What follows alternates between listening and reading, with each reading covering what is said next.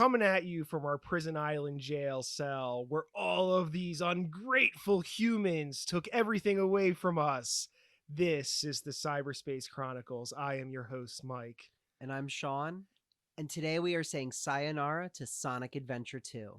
Well, yeah, today we're going to be talking about the last story of Sonic Adventure 2. We talked about the hero story and the dark story, so now we are finishing the game. And we're also going to be talking about other stuff involved with the game.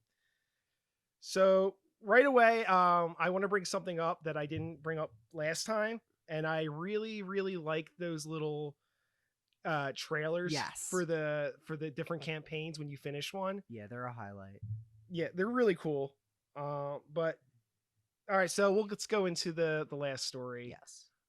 What did you think?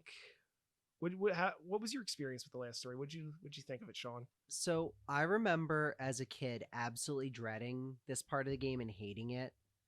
And I remember dying a million times on that last what's it called? Final Cannon, right? Cannon Score. Cannon Score, that's it. I remember dying over and over and over and over again. And replaying it, I was like, this isn't that hard, really. It's not that bad. No, it's not a hard level. Let's wait to get to the level after we get through the Okay, cutscenes. sure. Yeah, sure. So right away, the story opens up with something's going wrong with the Eclipse Cannon. Yep. And Eggman's really angry. I was just thinking it was crazy. Eggman was really going to blow up the United Federation with the Eclipse Cannon. Yeah, whatever. He's hardcore in this game. Yeah. After all, he did try to kill Sonic. He almost got away with it too. So then all of the everyone meets up in the Ark, and the Gerald recording starts playing. Yes. And he's condemning humanity, and he's gonna kill everyone by dropping the Ark on them. It's crazy how dark this moment is. Do you think this is the darkest moment in any Sonic thing, where they literally have a man facing down a firing squad? Firing squad with his last words. I know. They really let him go on for a long time too. As he talks about genociding the human race. Yeah, I mean, I nothing else comes to mind that's darker than that. No. I agree. Let's get into negatives right now. Okay. This is a little bit of, is this a plot hole here where I think this has been discussed to death, but Gerald gets, so the order of events is Gerald gets arrested. So first the gun comes and they kill Maria and they kill a bunch of scientists. Gerald is implied to not be on the Ark because he says something about like how I read later that Maria's name was on the list of casualties. Right. And then he gets arrested and he gets put in Prison Island. And now, as we know, Shadow was on Prison Island too, because they got him and they put him in stasis. Yes. And then he modifies both Shadow and the Bio-Lizard to destroy the Earth. But how was he able to do this from his prison cell? Right. It's very interesting. Now, I think Sonic X, it's been a while since I watched Sonic X. I think Sonic X implied that Gerald was still allowed to continue his research even when he was in custody.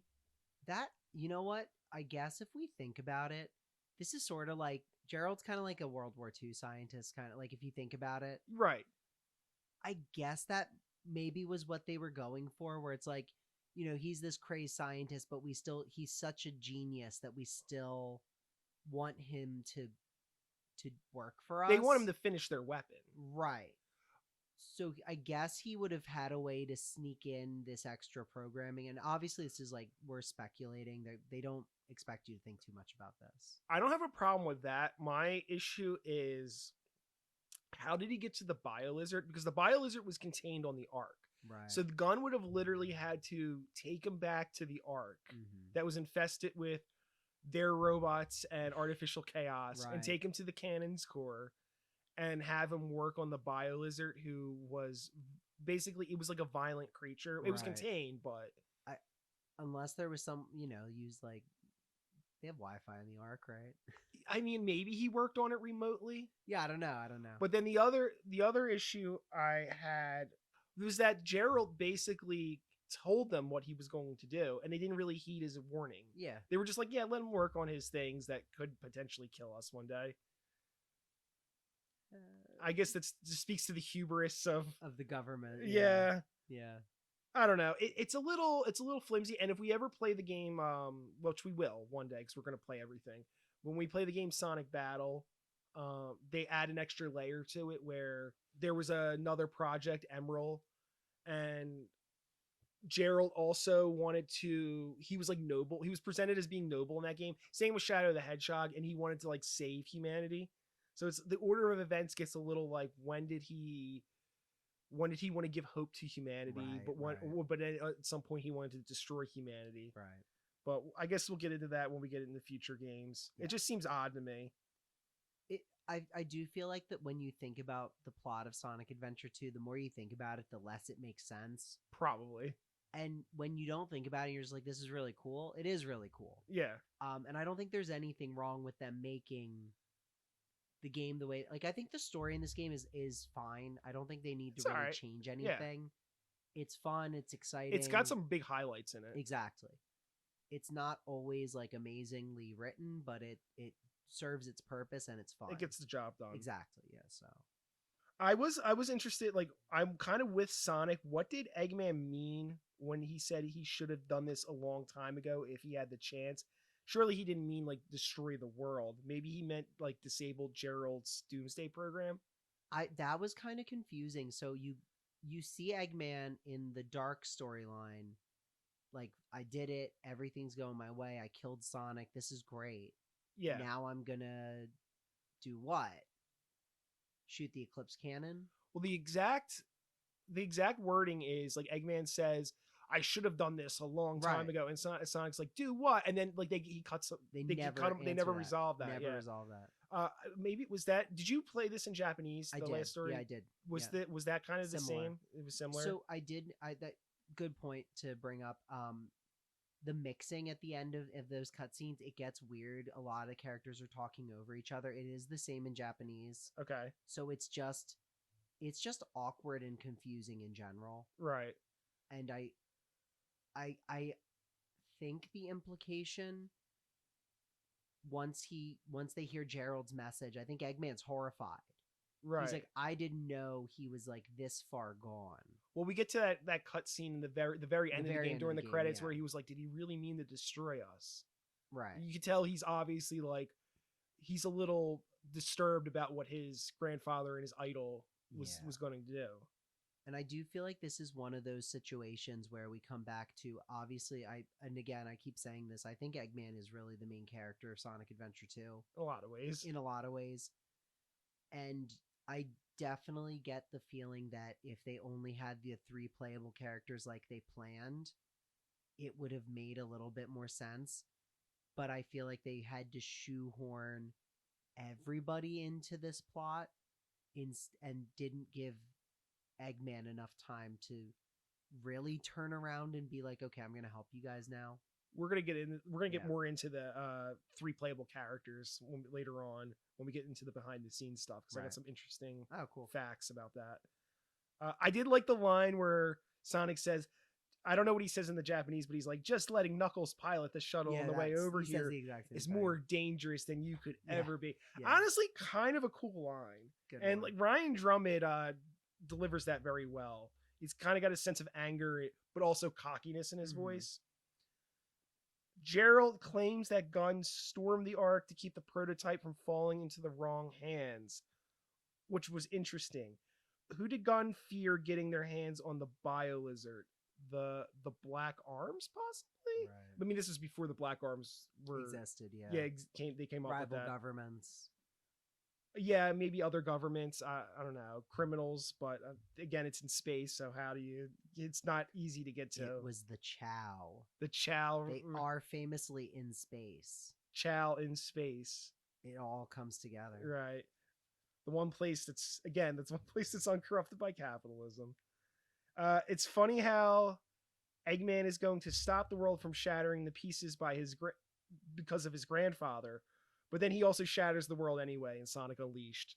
So, He didn't destroy the world in Right. Sonic Unleashed, Right. but So it's different. it's just funny because the exact words he uses is like, oh, well, the planet's going to shatter into pieces. Like, well, you do that later on. I did like how Eggman kind of spearheads the plan. Yeah. Like, he's kind of like the one leading the charge, right. which is very cool because he's the most intelligent one there. Right. So it makes sense that he's the one coming up with everything. So let's get into, I guess, do you have anything to say about those cutscenes before we continue? No, that's about it. Just they were, I found them very confusing. It's a lot of exposition. Yeah. But it all does, like you were saying, it doesn't kind of all mesh together and make sense. Yeah, it sets the mood too. It does. You definitely feel, oh wow, this is the last mission. This is a big deal, and I gotta hurry. And everyone's coming together except Shadow. Which course. We'll get to later. The Tails. So we'll get into Cannon's Core. The Tails segment of Cannon's Core, short and sweet. Yep. It introduces the time freeze mechanic. Mm-hmm. Not much to say about it other than that. I do like how when you freeze time, it actually freezes the level time, which makes getting an A rank way easier. Because imagine trying to get an A rank and like compensate for the level, like freezing time and like pausing the level, and then trying like some platform not being in the right place, and you have to wait for it, and as the level timer's going. So it was very nice of them to actually freeze the level time for that. Did you go back and A rank this? I did A rank it. It wasn't that hard. Okay. This was not a hard level to A rank. It's just long. Sure. I did have the game crash twice. So I had a game crash too. Really? This is my second game crash. What segment did you crash? Rouge's section. It's always Rouge for me. Oh, it was Eggman and Tails for me. Interesting. It was like the game didn't like the shooting parts for me. Okay. It crashed twice. I crashed once when I was playing as Tails. I think it crashed when I was playing the mission, and then it crashed again as Eggman when I was doing like the alternate missions. Okay. I think for me, it's just the GameCube gets a little bit hot and bothered when Rouge is on the screen. I think that's what's going on. Again back to our segment, thirsting for Rouge. Yes, which we do every episode apparently. I did quit out of the game and then go back in. You know how like there's those little recaps where the characters like, I'm Sonic, Sonic the Hedgehog, blah blah blah blah. If you do it here at this point in the game, it's Amy, which I thought was kind of fun. Oh, did you know that before? I probably knew it back when I played it a long time ago, but I was reminded. Again, I died so many times in this level as a kid. I heard Amy a lot. I was like, all right. I did think it was interesting because she mentioned Eggman trick Shadow, and it makes it sound like Eggman is the reason Shadow is evil, which isn't true. Not exactly. It's not like Eggman's not at fault for any of Shadow's behavior in this game, pretty much. No, not really. Just releasing him, that's all he did. Yeah. Eggman section is a lot like Tails, but maybe a bit better. Yeah, I did like the room with where everything's like the green, the hazards, and you have to platform across the moving platforms. I thought that was kind of fun. It's like freezing time, and I had a lot of fun with that. It's like a little bit of like a puzzle room, but not really. It's more of a platforming thing, but like you kind of have to figure out where you're gonna land and all that. I agree. I found that level to be the most fun, I think, of the 5. Oh, you did? I was gonna say I kind of like the Rouge and Knuckles sections. That's interesting. You don't like them? So the problem with the Rouge, we're good with the shooting, I think, right? Yeah, there's not much to say about it. My issue with Rouge's level is it's a little bit confusing at first. They are. They're a little mazy. Mazy, and just figuring out, you have to climb up the one pillar and go to the next and go to the next, and it took me a minute. And this is also the introduction of that weird orange water. Right. And I hate that weird orange water more than anybody should hate anything. See, I knew what to do because it's weird. I still remember everything about this game because I played it so much as a kid. Right. So I was just like, I naturally know where to go. So I can't speak for someone who's playing this for the first time. Right. But I don't know. I kind of like these sections. I kind of liked how it was kind of like obstacle coursey, and you have to work in those tight times that the switches give you. Yeah. And I don't know. It's more with Knuckles segment, though, mostly with the Knuckles segment. Yeah. So I guess what I'm saying is the Rouge part was not, for me, was not very fun. Okay. I didn't really enjoy her segment. How did you feel about Knuckles? Knuckles was okay. A lot of swimming. I'm really glad I had the breather necklace. Yeah. Because otherwise that would be a nightmare without the upgrade. I got really frustrated at the one part where you have to hit this. You're swimming down the tunnel. And you have to hit the switch right at the end. That timing is very tight. I figured out that what you have to do, you hit the switch, you hit A, or you hit, to go up, and then you just move down. Don't hit any buttons because he swims faster if you don't hit any buttons. Right. So you just swim to the end of the hallway and then immediately mash down to hit the timer. It's funny because I didn't have too much of a problem with that. Like I remember when I was a kid, right, that part tripped me up. But this time around, I was kind of like, I just knew exactly what to do. I just had that muscle memory. Mm-hmm. So I can't really give that perspective of someone who is fresh. Well, that's what I'm here for, I guess. Yeah. Well, you've played it too. I've played it, but again, I probably only played it once. Yeah. In like 2003. So. Right. I you know what? I'm gonna say this. I don't think I was a huge fan of Sonic section. I wasn't either. It wasn't great. I felt like it had they wanted to make it hard because it's literally the last stretch of platforming in the game. But I felt like they relied too much on beginner traps. I agree. That even I fell for going back. Like I forgot how you're supposed to hit the artificial chaos and then go backwards. I don't know how you're supposed to figure that out. They don't. There's no indication. Don't explain it at all. No. Yeah, very confusing. I also died because I forgot that the water slide, when you first land on it, you have to homing attack up it and go down the other side. Yeah, I was literally like, which side do I go down again? I forget, and then I died. And I was like, oh, stupid. Great. So there was no indication on that either. And I was actually thinking about this as I was playing that, and I was thinking this is an example, I would say, and I hate to say this because I think people use it all the time, but this is sort of bad game design because the first time you're jumping up over to go down to the other side, right, which makes you think, okay, well, I have to be ready to keep doing that, but then you just slide down the rest of the way. Yeah, you just go forward. There should have been that part either shouldn't have been there at all, or you should have had to keep climbing up different river sections to go to the correct path. There should have been some sort of visual indication of which is the right path, like lights or arrow. No, I don't know if arrow. There's a little more. No, it's a little too on the nose. But like crossbones, something. Yeah, or maybe like the right side has like rings or enemies. Yeah, that would have been something better, like that. I honestly though, I think overall I did like Cannon's Core. It doesn't rank high for me. Mm-hmm. But I think it was okay. Like I like the baton pass. Like everyone gets a section. Cool. And I don't know. I thought it was okay. I thought it was a fun level. Yeah, it's fun. I like the idea of it being a culmination. I don't know. It was interesting because Rouge and Knuckles don't look for anything. They are just platforming. Yeah. And it was sort of a breath of fresh air, but at the same time, I was like, well, I'm not sure what to do now that I'm not looking. Like when I first got in Rouge's level, I was like, am I like looking for something or like, what am I doing? You're looking for a button. Yeah. I'm also not entirely sure. So they had to go and break the 2 security doors. Yeah.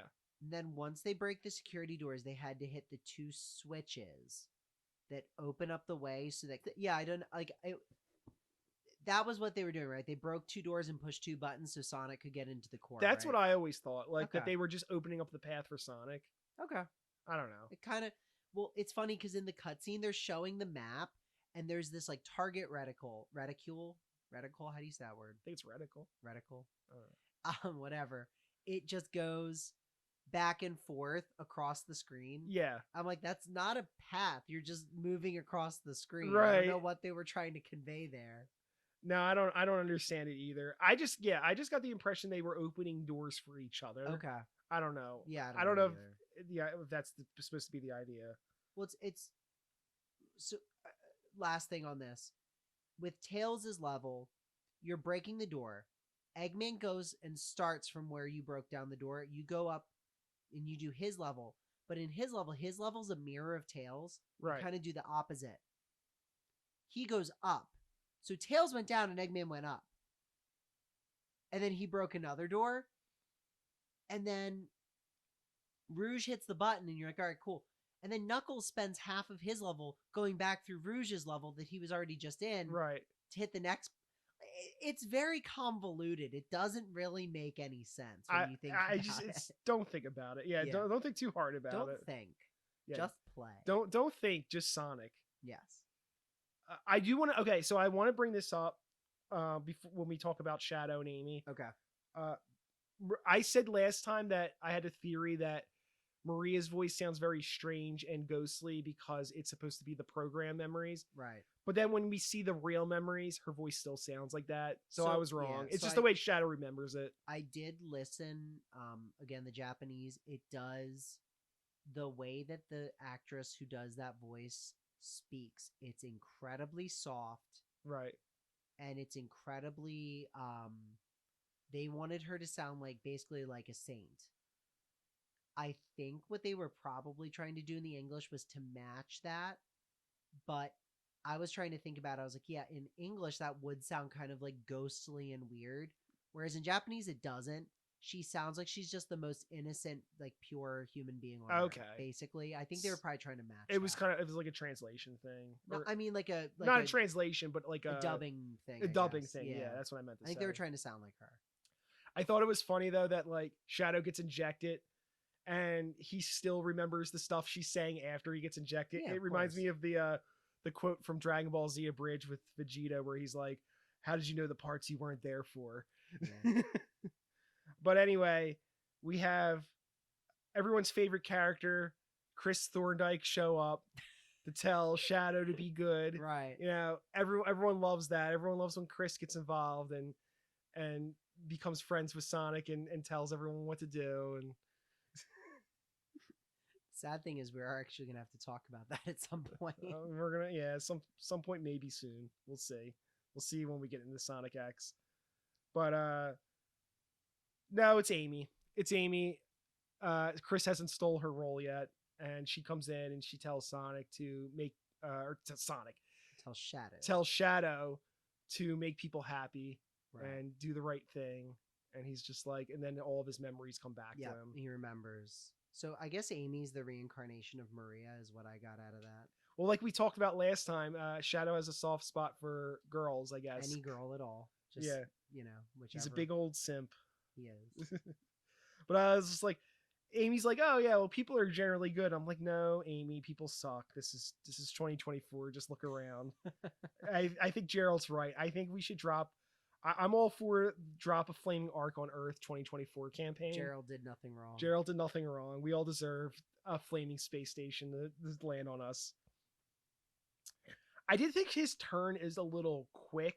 It's like literally he wants to destroy the Earth. Amy talks to him, and then he immediately flips, and he's completely good. Yeah. Again, it's supposed to be because his memories just come back at that moment. Yeah. But it is like, I don't know. It would have been nice if there was more of a gradual like build up to him having this conflict. I guess the only hint of that we get is when he does rescue Rouge on Prison Island. We see that like he has a good side and all that. Yeah, it is kind of fast, but I don't know how they would have done it otherwise. They don't really have. It's not that kind of game where it has scenes where they show him struggling and all that. But I mean, again, if this was something with a little more tighter writing, I mean, I guess maybe you could show a little bit more of that and how he gets there. I did kind of like how the core of the arc did look like the Emerald Shrine, which I mean they point out. Talk about it kind of really kind of cements that fan idea that Gerald studied the echidnas, and based most of the research on them.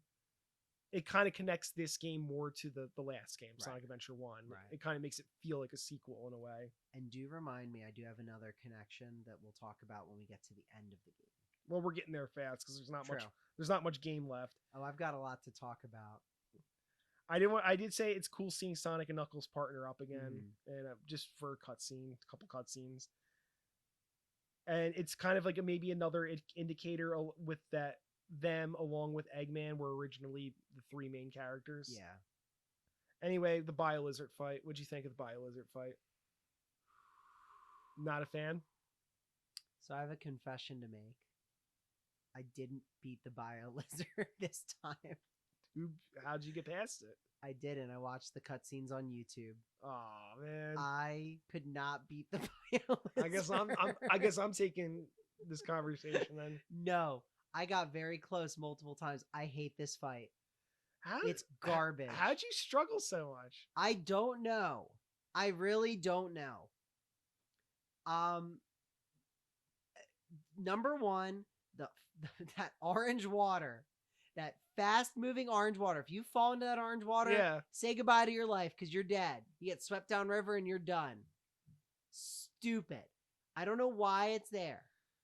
But it's not. There's two of them. If you fall into the one that's near the temple, it's fine. You can just walk in that water just fine. But if you fall into the one on the other side, you're done. You get swept away. It's so stupid. Completely asinine.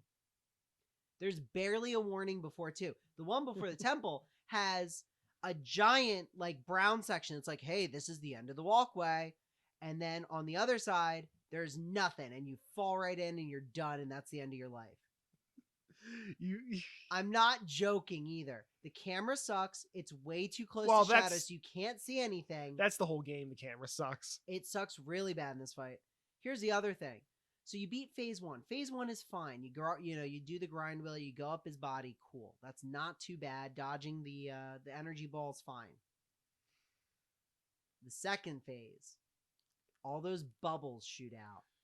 And this is where you realize that the homing attack doesn't work. It doesn't work. Because half the time you homing attack into the bio lizard for some weird reason, you lose all your rings, you get stun locked, you fall down into his orange water, and you get swept under, and then you're dead too. Sean, I just think you gotta get good. No, I literally played this boss fight. I continued like 5 times. I'm not even joking. This was so bad. I beat it on my first try, but I did like struggle like remembering what to do for a second. I remember hating this as a kid, and I was like, oh, this is probably not that bad. No, it is. It is that bad. It's a little repetitive. It's the worst boss fight I've ever fought in my entire life. That's not true. In Sonic Adventure 2. That's not true. Yes, the worst boss fight in Sonic Adventure 2, yes. Okay.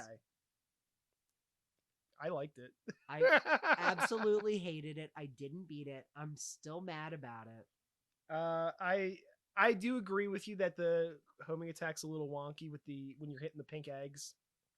I had a lot of times where I missed them and I fell and it didn't feel like I should have. Did you ever homing attack into the bio lizard? Because that happened to me multiple times. Sort of. My favorite was when I was almost up to the top and I was trying to like aim myself in another bubble. And that bubble shot out, so I couldn't aim it anymore. I crashed into the bio lizard. I fell down. I was, I got my invincibility frames. And then as soon as the invincibility frame stopped, another bubble shot into me and killed me, and I was dead. And that was my last life. I said, all right, I'm done. I turned off the GameCube. I said, I'm done. The part I don't like about this fight is when he's spitting out the purple like electric energy orbs. I don't care. Those are fine for me. Because what I don't like about them is if you get hit by them, he like stops and you have to wait for. He kind of like there's a moment where you have to wait for him a little bit. You can recollect all your rings then. But I don't know. I kind of like this fight. I hate it. It made me so I kind of think it's one of the better fights. What? No, it's awful. Well, like all the other fights, it's either the character fights, which are like okay, and then the mech fights, which are whatever. Dumb. And look, the golem was cool. The golem's easy though. He's a pushover. Fun. And the boom boom is just Boom Boom's great. Boom's just really long and drawn out. I like fighting ghosts. I hate the bio lizard. I kind of like it. You're wrong. Okay, all right. Well, you like the driving levels, so yeah, that's true. It filled me with rage. I was so mad. I was literally like, "This can't actually be that hard. What am I doing wrong?" So I just typed on Google just out of curiosity. Did you watch someone fight him? No, I know what happens. No, I just was like, all right, let me just Google if like, am I the only one? I found hundreds of posts. Oh my God, this is the hardest boss battle in the game. This is stupid. This is dumb. Who designed this? This is so hard. I'm not alone. So you feel vindicated. Please, in the comments, Tell me that you hated the Bio-Lizard fight too. Tell me I'm not the only one. And please. people who like the Bio-Lizard, tell me if Be quiet. Just don't say anything. Are you excited to fight him again in Sonic and Shadow Generations? Yes, because I'm sure that the homing attack won't be broken in that. No, probably won't be. The homing attack's pretty good in the modern games now. Yeah. He did scream like the Perfect Chaos, which is most likely them just reusing the audio file. I think so, yeah. But there is a theory that, again, if Gerald based Shadow on the mural of Supersonic, Bio-Lizard is based on the mural of Perfect Chaos. Mm-hmm. So maybe, I don't know. I think that's thinking way too far into it, but it is a cool idea. So once you get past that great boss fight that you loved, I hate it. We get to the point where they go up to stop the Chaos Emeralds, and Shadow, he comes up. He says, "Is this what Chaos Control is when the Bio-Lizard vanishes?" Right. Which I kind of, what did he say in the Japanese? I felt like this was the same thing. Because I didn't know what he meant by that. Is it meant to imply like the nature of the Bio-Lizard's Chaos Control is something that Shadow doesn't understand? Is it like different from his Chaos Control? I think it is, because he just moves really fast. He can't teleport. The Bio-Lizard literally teleports. Right. And merges itself with Arc. Right. So it's a higher function of Chaos Control, I guess. We brought up that he has literally a Chaos Control organ. Right, exactly. So I think that might be what it is. So that would be weird to think about, that the Bio-Lizard has a better Chaos Control than Shadow. I think he does. I think that's the point. I guess, because he is the villain. And also they didn't know they were going to bring Shadow back after this when they were writing this at the time. So they didn't really have to think too hard about Shadow being like the ultimate life form to use the chaos energy. All right, so they transform. Knuckles does the prayer that Tikal does. Right, from Sonic Adventure 1, which is really cool to see. The last time I think we hear the prayer in the games. It comes up again in like stuff like the Archie comics. Right. Locke says it when they fighting Interjack. Right. But I don't know. It's a cool little lore thing that a lot of the, like the cool things with the lore that they do in the adventure games just kind of gets brushed to the side later. It's over after that. Yeah. The way I see it, it's sort of the culmination of the Sonic Adventure storyline. So you see in the beginning of Sonic Adventure, Knuckles is the guardian, but he's just sitting there. When we learn about Tikal, we learn about his culture, we learn about all his past, and then now in Sonic Adventure 2, Knuckles is like, I'm like the high priest of the Master Emerald. I can do this stuff. Right. I just think that's really cool, and I know it's never ever brought up again, but it's such a big character moment for Knuckles if you think about it, and it just I've always liked it. I kind of felt like he learned that from Tikal, because he was actually he wasn't there. I'm thinking of Sonic X. So we're gonna be talking about Sonic Adventure 1 real quick. In Sonic Adventure 1, when that cutscene happens with Tikal doing the prayer of the Master Emerald stopping Perfect Chaos, only Sonic's there for that. But I think in Sonic X, again, it's been a while since I watched Sonic X, I think Knuckles goes back with him, and he witnesses that. But I'm wondering, if Knuckles, he learned all that. I feel like that's the implication that he learned, or Sonic told him about it or something. Anyway, they turn super. Yes. And what do you think of how they look in this game? The super awesome. Forms? It's so cool. Because the super form usually kind of looks a little different each game. Right. Sometimes the color's a little different. Sometimes the aura. They don't really have much of an aura in this game. No, they're kind of glossy. They're very shiny. Like Super Sonic's very gold. Yeah. And Shadow, I can't remember if this was a coloring error. God, I wish I looked this up and I didn't. He's supposed to be kind of like a white gold. He looks more silver. He's very silvery. Right? I remember when I was a kid, I thought Super Shadow was supposed to be silver. That's what I thought too. Gold and silver. That's what I thought. Which makes sense. Yeah. But he's when you see him in later games, he's more of like a gold, like a white gold. Definitely, yeah. Especially I feel like when we play Shadow's game in Sonic 06, like he's very light gold. And then we get into the fight, which I got a lot to say about the fight. Actually, I think the Final Hazard fight, I think it's fun. You didn't get to actually play it. Well, I've played it a million when you times were a because I kid. just replayed it over and over again. I think it's one of my favorite boss fights of all time. Okay, I love you it. go from one of your least favorite boss fights To one to of my your favorites. favorites. Yeah. Well, Now, it's the way I always saw it was the Final Hazard fight is your reward for dealing with the BS of the Bio Lizard, Right. the worst boss fight ever. Final Hazard, you switch back between the two characters. Yep. It kind of obviously as a good boss fight would, it ramps up as it goes. First he's like shooting lasers at you. Yep. He shoots like one laser at you. Then he shoots like two. Then he shoots two, and then he starts shooting the eggs, and then they increase in volume, and then it gets to the final point where he's doing the eggs and the lasers at the same time. That's always hard. It's not like super hard, but it's very tricky. I was surprised how punishing getting knocked back is. It's really punishing, yeah. Because they send you pretty far back. I'm like, oh wow. Yeah, you get shot way back.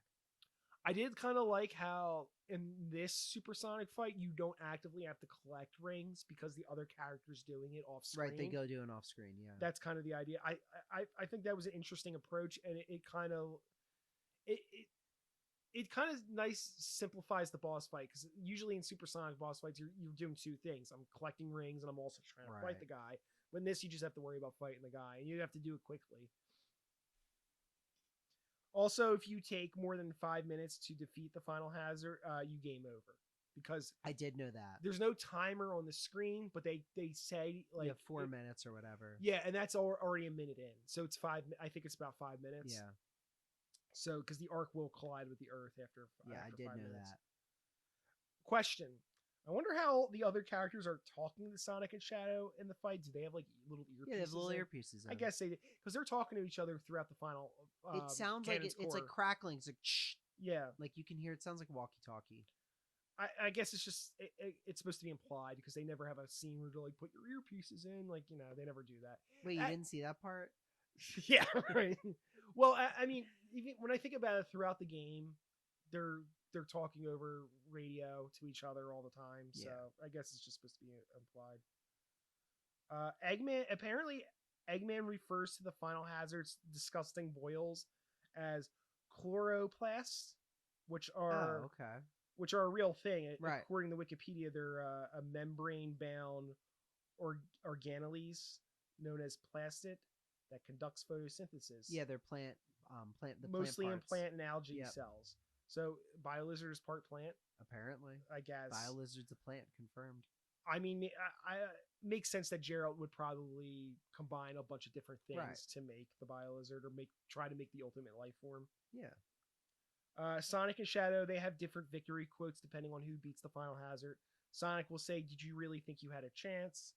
And Shadow will declare, "I must destroy all the evil the professor has created," which is a direction they don't really going with Shadow, with him like destroying all of Gerald's research. There are future games that deal with Gerald's research, Sonic Battle and Sonic Rivals 2. Okay. Kind of. But other than that, like, that's not really a thing they follow up with. A little fun piece of trivia. Sonic and the Black Knight has a callback to this fight. When Sonic sees the Earth Dragon, there's an you fight dragons in that game. Oh, cool. When you fight the Earth Dragon, he comments that this reminds him of a thing he fought with Shadow. Ah, cool. So there's a nice little callback to that. But other than that, I guess we'll talk about the ending now. Yeah. I think that's everything I wanted to touch on about the Final Hazard fight. I liked the fight. Good fight. Mm-hmm. I did the boss rush too. I fought all the bosses, which you have to do the hero and the dark and the final. So you have to go through everything. The Eggman and Tails fights are so hard in that boss rush. Yeah. That's the part where those are the hard lost. Parts for sure. So in the ending, we get that sad scene where Shadow died and we're never going to see him again. He's never going to come back. He's gone. That's it. It is nice how Sonic is touched over Shadow's heroics. I did put that down. I liked how Sonic was really moved by what Shadow did. I like how Eggman is having a crisis over his grandfather, what he did, and trying to kill everyone, and Tails is just like, "Hey, teamwork, right?" I love the English dub. He's like, I don't really know, but we all did it together. Yeah, exactly. Eggman's just like, "Yeah, you're right." He's like, "I guess so." You weird little foxbird child. This was interesting. Rouge says she's going to retire from treasure hunting. Yeah, she does. Game, which she does not. She does not retire. The implication is that she's like, "Yo, Knuckles, we should get together." Yeah, that's what it's implied. Like, I got more on my mind than just Jules. Like, right. I even back then, I she's thought it was about family Jules. You're exact Echidna Jules. Yeah. But we see her treasure hunting in future games. Yeah, they drop. Well, the only example I can think of right now is Sonic Prime, because we know she's after the prismatic shard in that, or prismatic paradox prism. Well, that's in that show. Well, it's not a different universe. It's like a different universe. It's supposedly canon. Right. We're gonna be talking more about Sonic Prime pretty soon. Yeah. We already started watching Sonic Prime, and we're gonna be doing season 2 and season 3 soon. But maybe this is where she decides to become a gun agent. I guess so. Yeah, I guess that's the idea. And they were really trying to hammer it in that Shadow was dead. It feels like a big send-off for him. Mm-hmm. And I guess Sonic and his friends didn't think about the necromancer possibilities of merchandising. Just bringing back the popular character. Yeah, really. Because they even have that scene in the very end, like after the credits, where it's like they say something like, our heroes, like blah blah blah, they're gonna rest for now, like good job, and then it shows a picture of like Shadow over the earth, and it's like, oh man, he's gone. It's like, well, so immediately in the next game he's gonna come back. He's back. I did want to bring up really quick. So in that scene, there's the part where Sonic he says goodbye to Shadow. Sayonara, Shadow. But he doesn't say sayonara. It's like sayonara. Like, it sounds very natural. Okay. I always thought as a kid, and I don't know why I thought this. This is not true. I was convinced they just left in the guy in the Japanese dub saying that, and then just, like, do you know what I mean? Like, they input like one Japanese word into it by a different voice actor. Okay. This is not the case. I made that up. That was like, I don't know why I thought that. That was dumb. Okay. I always thought it was Ryan Drummond. It is. It definitely is. He was just trying to say it authentically. Okay. The weird thing is, guess what they say in the Japanese dub instead of sayonara? What? The guess. What do you think? What could it be? So long and take care. Like, you think it'd be like English, right? Yeah. They say adios. Oh. So anytime they say sayonara a couple times in the English dub, every time in Japanese they say adios. This is really interesting, and it's a great throwback to Sonic Adventure 1. Why? Because it was based in, they went to Mexico and looked at all the pyramids. So they really had like Mexico on the mind, even when they were doing Sonic Adventure 2, which takes place in America. We'll kind of get into it. They kind of just came off of working on Sonic Adventure 1. Like, immediately they go into Sonic, specifically Sonic Adventure International, the international version. But yeah, I just thought that was really cool. No, that's interesting. I always assumed they would have said like bye, like goodbye. It's in good. English, it's good you play the Japanese version, so we have this insight. Yeah, I'll probably just keep doing that. Now, question: here's your opinion, or I want to ask your opinion. Should Shadow have stayed dead? Because that's kind of a debate. There's some people who are like, I think it would have been better if he stayed dead. Yeah. I can kind of understand that the ending is a bit undercut. Well, it's very undercut by his revival immediately in the next game. But I like Shadow. I enjoy having him around. Yeah. I think there's a right way to incorporate him into the cast, even if Sonic Team doesn't always utilize him properly. Right. They especially today, they struggle with that. But his revival is very mishandled, in my opinion. I agree. But when we play Sonic Heroes this year, we're gonna get more into that. Yeah, I feel like with character revival, the problem is always that they just don't wait long enough. That's what I always thought.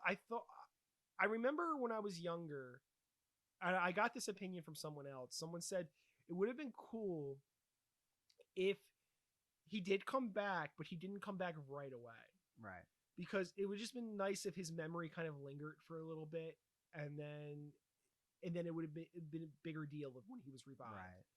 And I feel like Sonic Heroes was the wrong game to bring him back in. Definitely the wrong game. Yeah. Although I'm trying to think, which of Sonic's dumb friends could they have put in there instead of Shadow? That's the thing. That would be Which of his a little bit friends? of a different game if he wasn't. There's 12 characters in that game, but who do you put in Shadow's place? Do you even have a Team Dark in that game? Yeah. Then Rouge and Omega isn't there, and then if you don't have, that's Omega's introduction into the series. Yeah.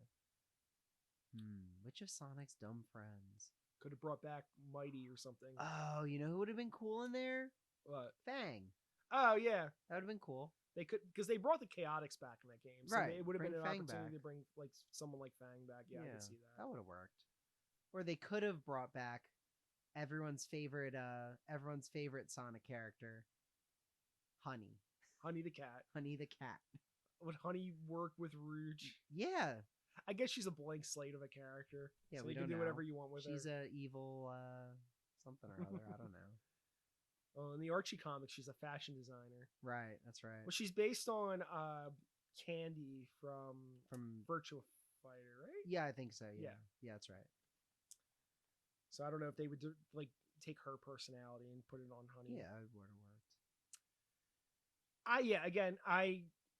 worked. I'm glad he didn't stay dead, but at the same time, his character, like a lot of, it's just they probably should have done the revival in the Shadow the Hedgehog game and had him not be in Heroes, and then like waited a game and then be like, "Whoa, Shadow's coming back. Let's find out how." Yeah, I guess.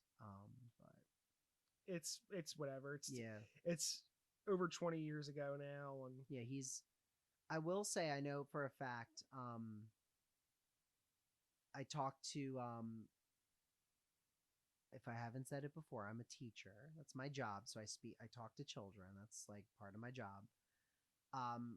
When kids talk about Sonic, most of them, their favorite character is Shadow. Yeah. They think he's really cool. Well, that's why they brought him back. Right. Because he was cool. Insanely popular with fans. But these are kids who were born, they've never known a world without Shadow. Right. And they just think he's the coolest. A kid yesterday was like, I just don't know how they're going to have Shadow in the third movie. Like, it's just crazy. Like, Shadow's so cool. I don't know how they're going to do it. That got a big response, the fact that he's going to be in the movie. Right. So I just think it was smart of them to bring him back. And it's hard to imagine Sonic without Shadow nowadays. Right. He doesn't always show up, but when he shows up, it's kind of cool. You know? So I think he's not always handled great in the games, but I think he's had moments in other media where he's really cool. I agree with that. Especially the Archie comics. I think he's got a lot of good storylines in that. Did you see Low Art just put out a 16-minute video about I watched it. I was going to ask you about that. Yeah. If people don't know, there's a guy on YouTube, Low Art, who's making Archie retrospective videos. They are very check good. his channel out. He's got good stuff. So overall, final thoughts on the game. I mean, I like the game, honestly. Going back to it, I thought, again, I said this before. I when I went back to this game, I thought I was gonna have more of a mixed opinion on it than I ended up having. Mm-hmm. But honestly, like, I know there's this whole debate. There's a lot of people who say this game is overrated. It's not a good game. And then there are people who are like, this is the best thing ever created.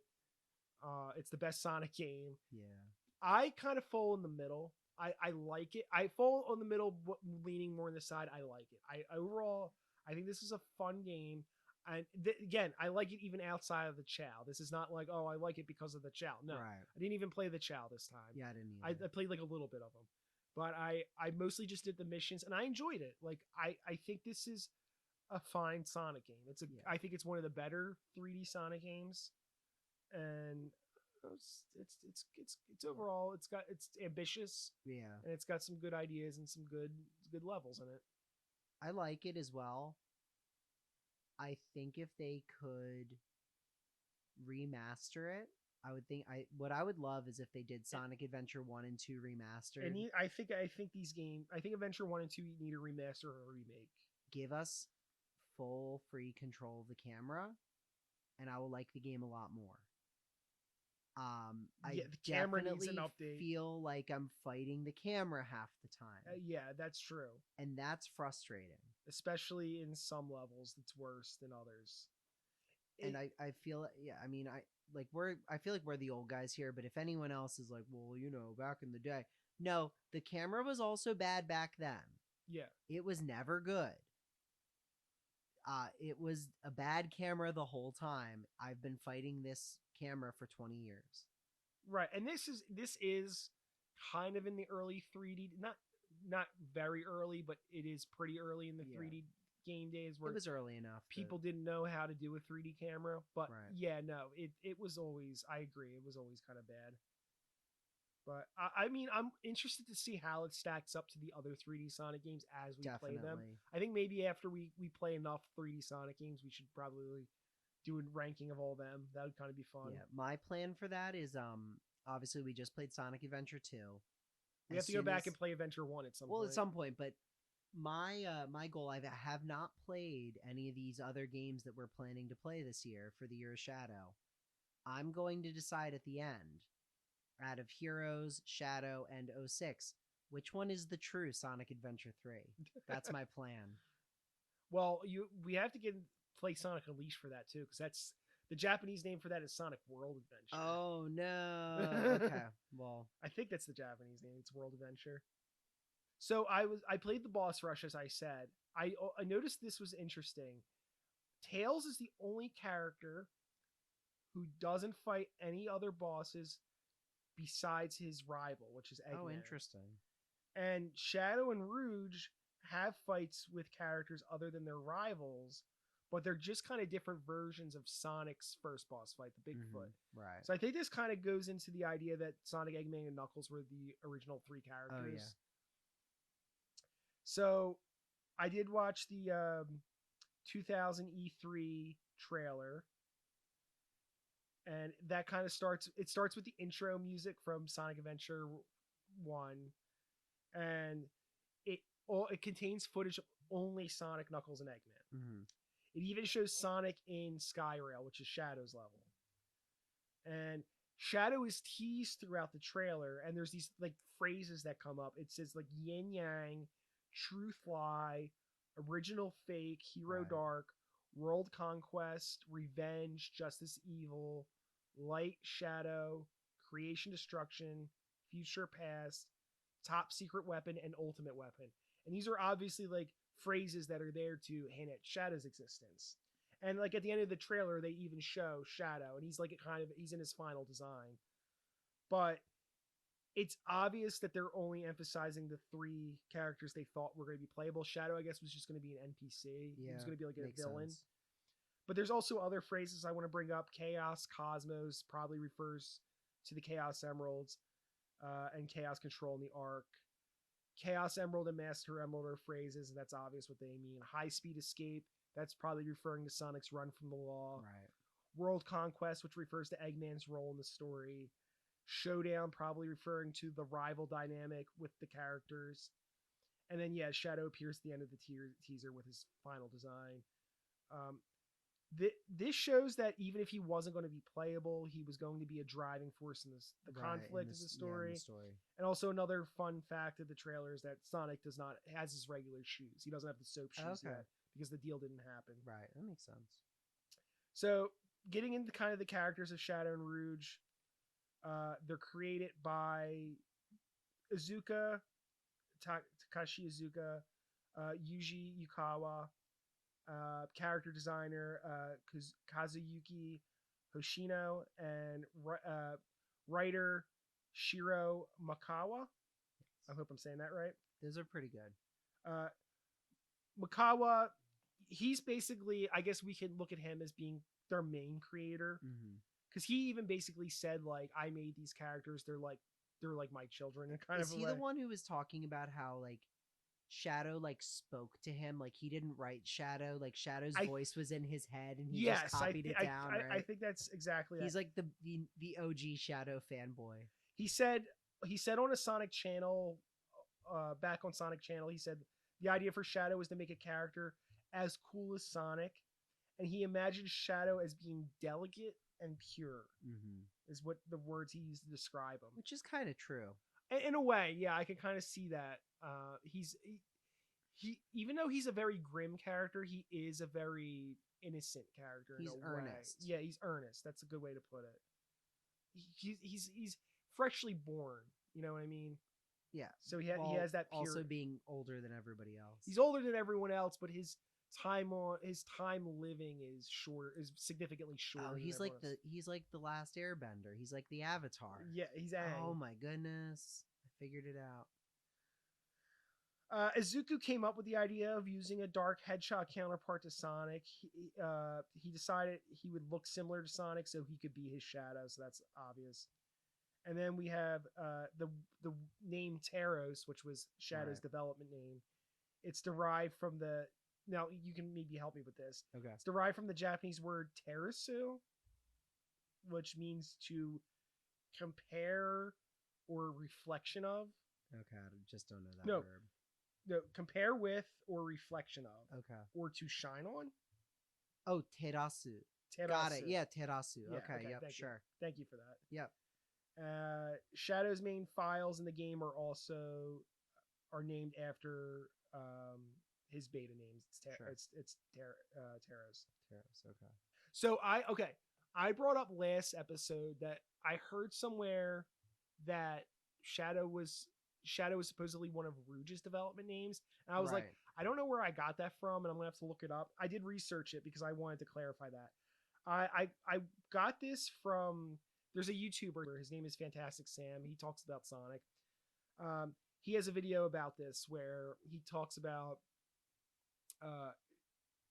this subject where there's an old Sega Tumblr page, and I couldn't find it on my own. I tried to look it up, but he had screenshots on his video where there's concept art for Shadow and Rouge, and there's a bunch of hashtags. And one of the hashtags is, except that initially Rouge was called Shadow, hashtag, and then Shadow became Shadow, hashtag, and the earlier Shadow became Rouge, hashtag, it's not confusing at all. So this is the only source we have for this, but maybe at some point Rouge was called Shadow in development, and then they changed it.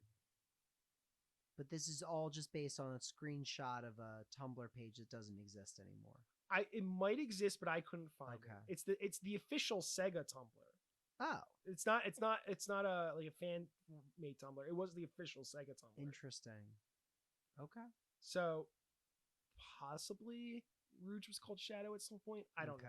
But if anyone, how about this? If anyone has any more information on this and they want to clarify, just drop it in the comments and let us know. I would be very curious to know this. Another fun fact about Shadow, his stripes are inspired by traditional kabuki makeup, according to Hoshino. And in early Sonic Channel interviews, Makawa states that Shadow was his favorite character and that he bonded to him as a creator. Yeah. So that's where you heard that, I guess, Shadow spoke to him. I remember that might have been like a Did You Know Gaming fact thing from, a while ago that I remember hearing. So we'll get into a little bit about the development of the game. So after Sonic Adventure, Takashi Iizuka and a bunch of Sonic team, they flew out to San Francisco. I mean, a lot of people know this story, but let's just go over for whatever. And they established Sonic Team USA in San Francisco. San Francisco was where Sega of America and Sega Technical Institute were once based in. Their first assignment was localizing Sonic Adventure 1. And this led to, they cleaned up bugs, they polished the game, and this led to them creating Sonic Adventure International. And that was, I think that's the version we got here. I believe so. But then it was released in Japan under International. Yeah. So the intent of Sonic Team, the intent of the split with Sonic Team was so Yuji Naka could work on other projects, not crimes, hopefully, Right. but other projects like Phantasy Star Online, while the American branch worked on Sonic stuff. And the team wanted to focus on what made the first game good while also improving other aspects. And one of the things they wanted to improve over Sonic Adventure 1 was the narrative. They wanted a more deeper narrative, a more complicated story, which I think they did. Definitely. So the team, so here's a fun fact. The team floated the idea of doing branching paths that would change the narrative. Like, right. So kind of like what we saw in Shadow the Hedgehog. Yeah, they used it later. One of the ideas that was presented was, was that one level Sonic would enter a submarine and you could either pilot the submarine to like to a destination, or you could fight your way out of the submarine. Okay. Obviously this idea was dropped because I guess it was too complicated. The game was confirmed May 11th, 2000, with Sonic, Knuckles, and Eggman and the Chow Garden returning. In interviews, though, Yuji Naka was asked if Tails was going to return, and he allegedly said, "Wait and see," or he flat out said no sometimes. Right. And apparently a lot of the fans were at the time were very upset about this. They were very concerned about Tails not being playable. Right. I even found an old December 7th, 2000 Sonic Stadium article written by Dreadnux, where it's called Yuji Naka Gets Coy About Sonic Adventure 2 Cast, where it has a subtitle, Is It Really Just a Sonic and Knuckles Adventure?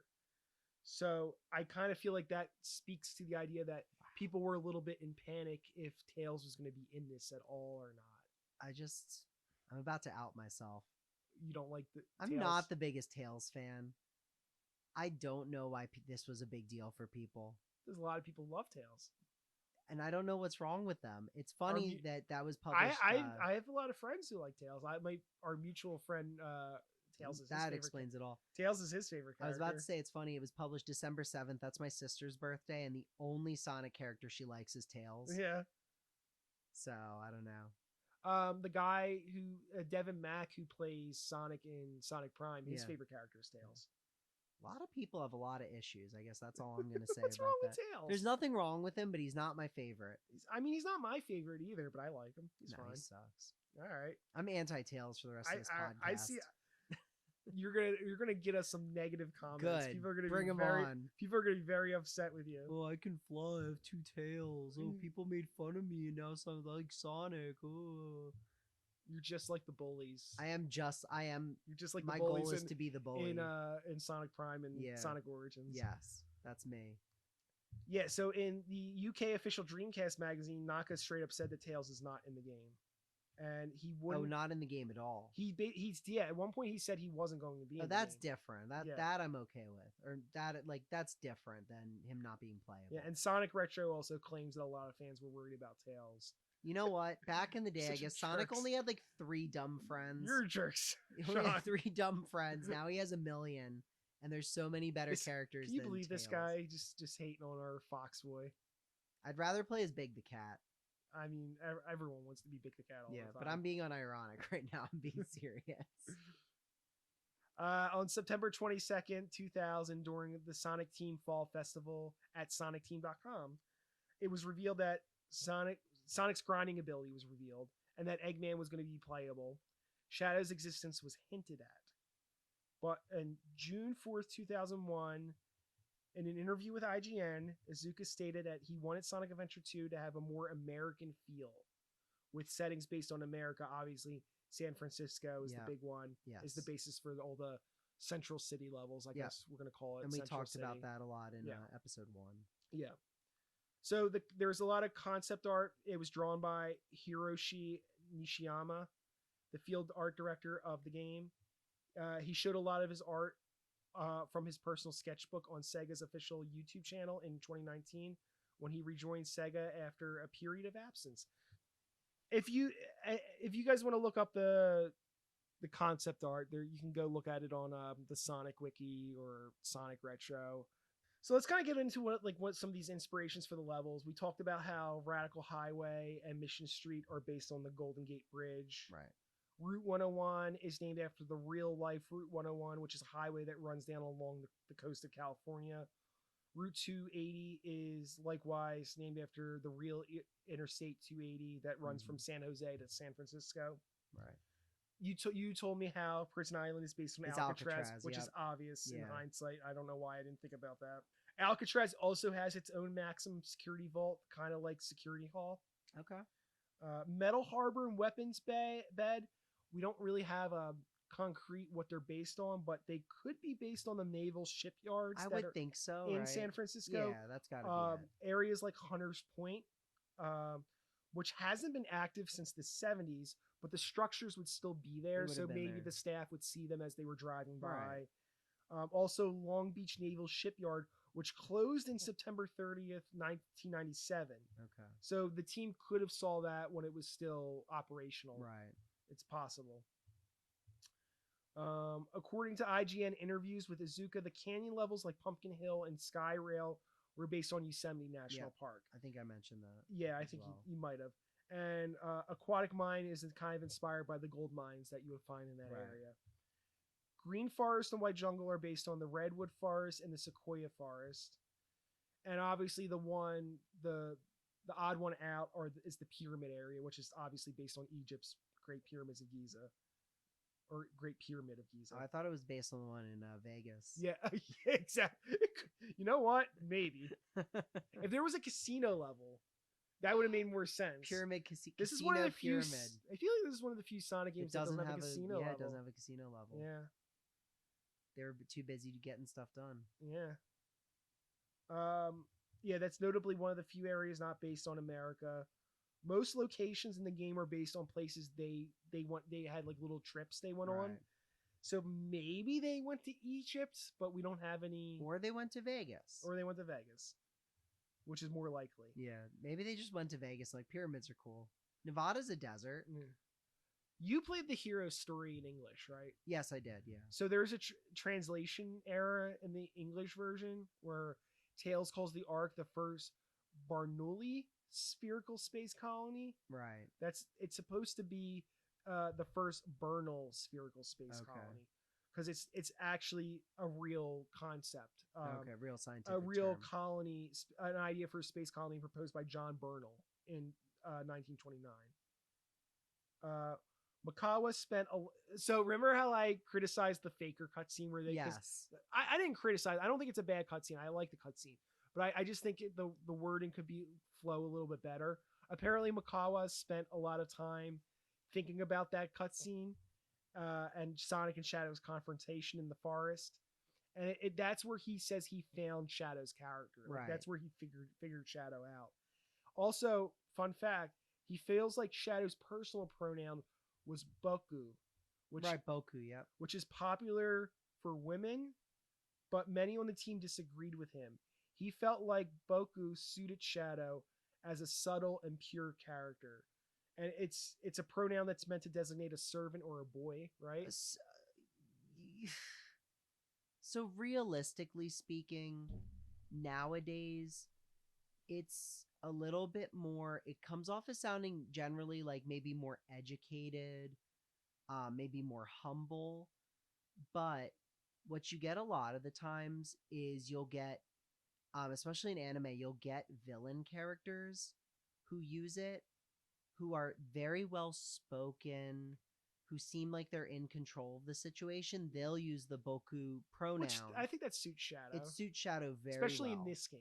In this, yeah.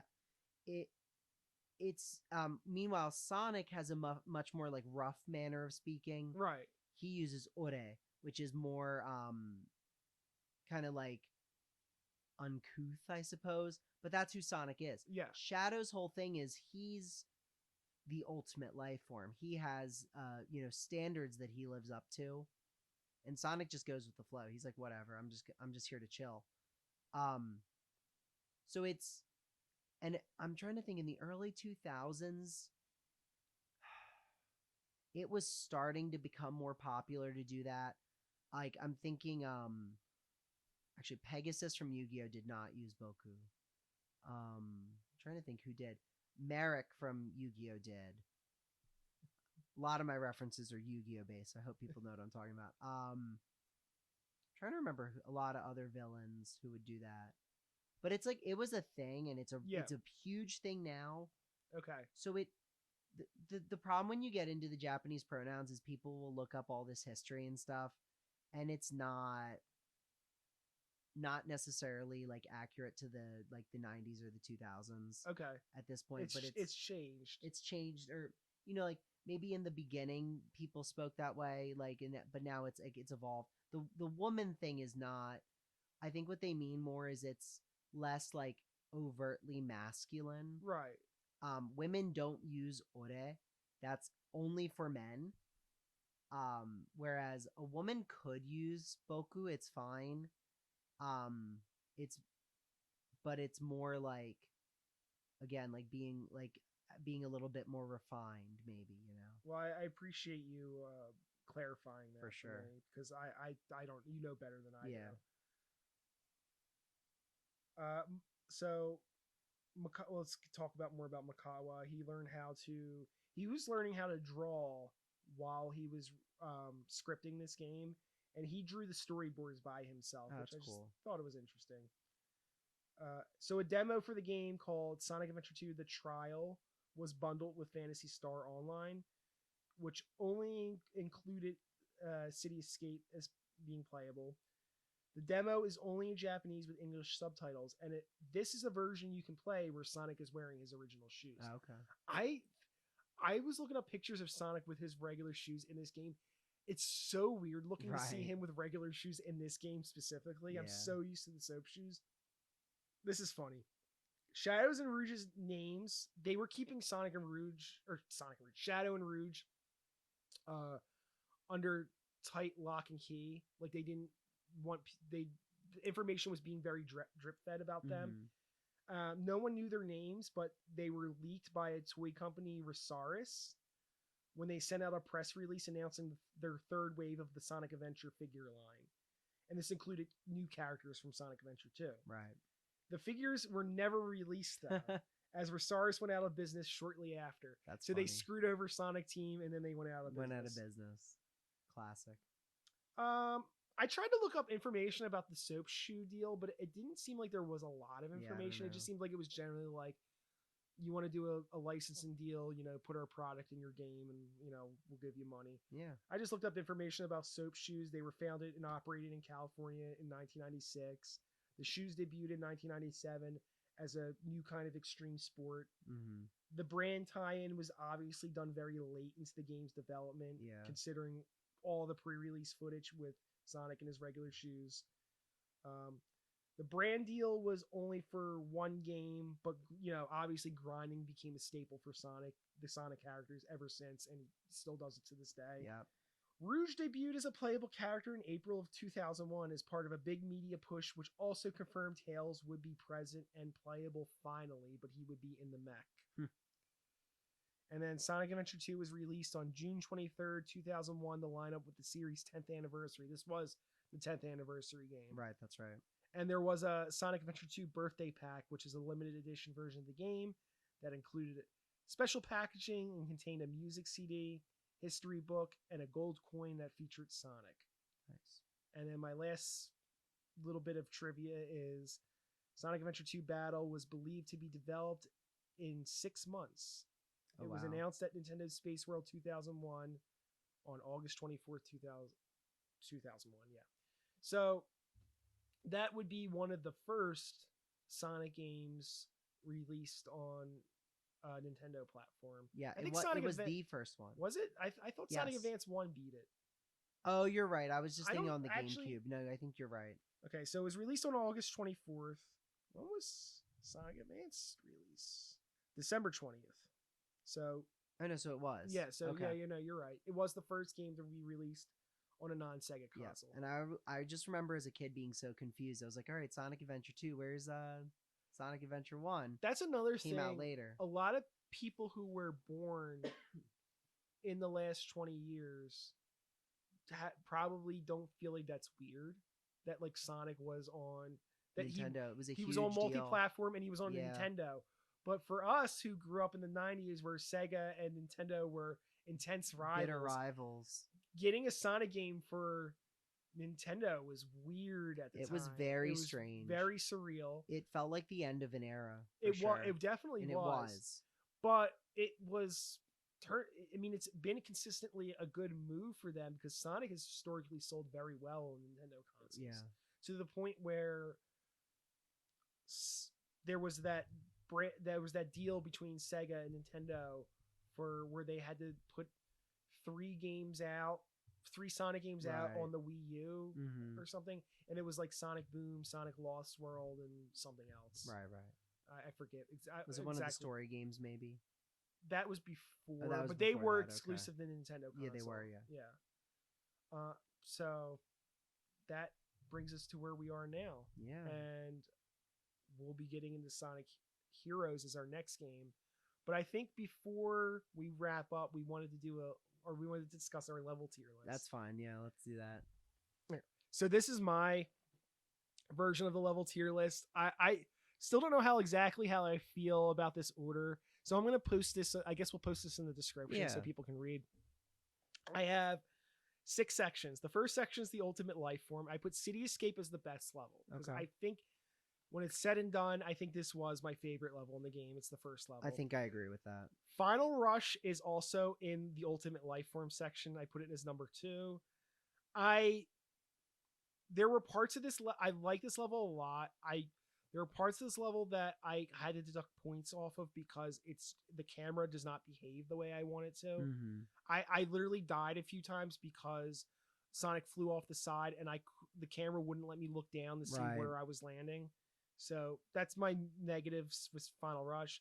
I put Radical Highway up in the Ultimate Life Form category because even though it plays itself a lot, I just think it's overall a fun, good, solid level. Mm-hmm. Second section is World's Greatest Treasure Hunter. White Jungle, Green Forest, I put on the top. Meteor Herd and Pumpkin Hill, I put after that because I think those are my favorite. Did you put Meteor Herd above Pumpkin Hill? They're tied for me. Okay. I like them both. I put Cosmic Wall after them, which I think is the best shooting level. And I agree. Hidden Base and Mission Street are the best Tails levels. Remember, I wanted to talk more about Eternal Engine because when we talked about the hero story, I said this is the best Tails level. I was wrong. Yeah, you changed your mind. I was very wrong because I didn't play the other missions. Yeah. I only played it once and I was like, oh no, this is fine. No, it isn't fine. It's not a good level. We'll get into that. Just the Guy Who Loves Adventure is my third tier. I put Crazy Gadget on the top of this. I found out that a lot of people don't like Crazy Gadget. And I understand because of the gravity puzzles, but I think this is a cool level. I personally, so I watched a video. There's a lot of secrets in this level, Crazy Gadget. Okay. Yeah, there's a lot to appreciate with like the level of secrets they put. You can change the gravity and you can backtrack, and there's like hidden items. Oh, cool. Like if they thought about like people trying to break the level and go back using the gravity mechanics and go into places you weren't supposed to. Because they put like extra lives in like places you would. I was like, what? Really? They put an extra life there? It's actually pretty cool. I put Cannon's Core after that. It's just a level I liked. It's fun, yeah. Yeah, it's fine. Final Chase lands in there for me. Okay. Security Call I thought was the best Rouge level, so I put it there. Aquatic Mine after that. Lost Colony and Prison Lane. Okay. And then Fox Boy is technically the second to last section, well, maybe the third, but we'll get into the last one. Skyrail, I put on here. Pyramid Cave, I put on here because I'm not crazy about those 2 levels, even though they're Pyramid Cave's too slow. Pyramid Cave I don't like because of all the switches. Yeah, I agree. Stuff. I'm not, or the keys. That's right, right. Like. Yeah, I agree with that. Weapons Bed, I put here. Weapons Bed's all right. It's not. There's nothing special about it. It's a lot of comboing, which is cool, but other than that, it's whatever. Egg Quarters and Death Chamber after that. Green Hill doesn't go anywhere because we didn't play it. Dry Lagoon and Wild Canyon after that because they're fine. The intro levels, yeah. Yeah. Mad Space is after that because it's generally a hard time to play. Okay. And then I put Eternal Engine, which again, I said it was the best Halo level. I was wrong. Going back to this level, man, there's a lot of cheap shots. There's a lot of areas where the shooting the doors thing can get kind of annoying sometimes, where like it sucks you out into space. And man, Tails does not work well with the geometry. Sometimes he slips off the edge, For and sure. it's just frustrating. This was a level that I liked the first time going through, but when I played the extra missions, its flaws really stood out to me. Iron Gate, it's whatever. It's not. I don't hate Iron Gate, but it's on the bottom of that. Fake Hedgehog is my last real section.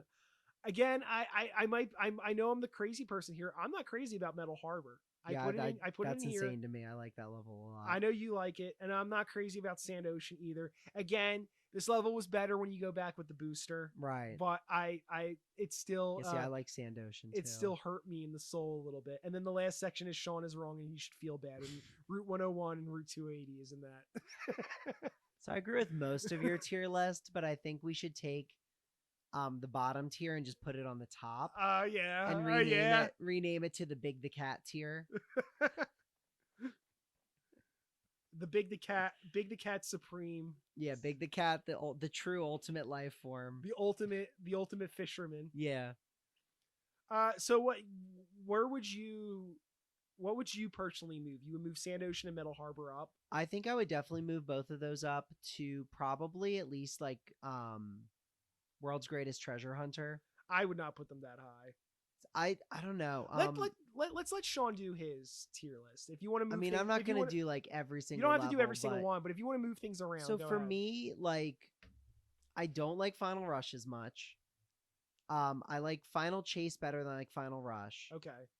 I like White Jungle more than I like Radical Highway. Let me do this. My favorite Sonic level is City Escape. I think my favorite Shadow level is White Jungle. Yeah. For Eggman, it's Cosmic Wall, right? It's Cosmic Wall. It has to be definitely. That's the best shooting level in the game. Yeah, I agree. For Tails, it's Hidden Base. Yes, I agree with that.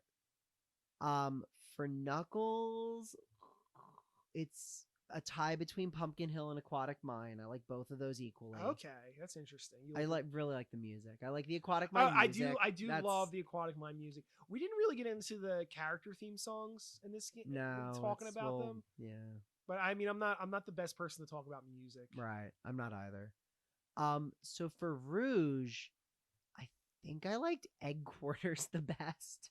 Really? Yeah. I see Security Hall edges out from me. I did not like Security Hall. Really? Yeah. Okay.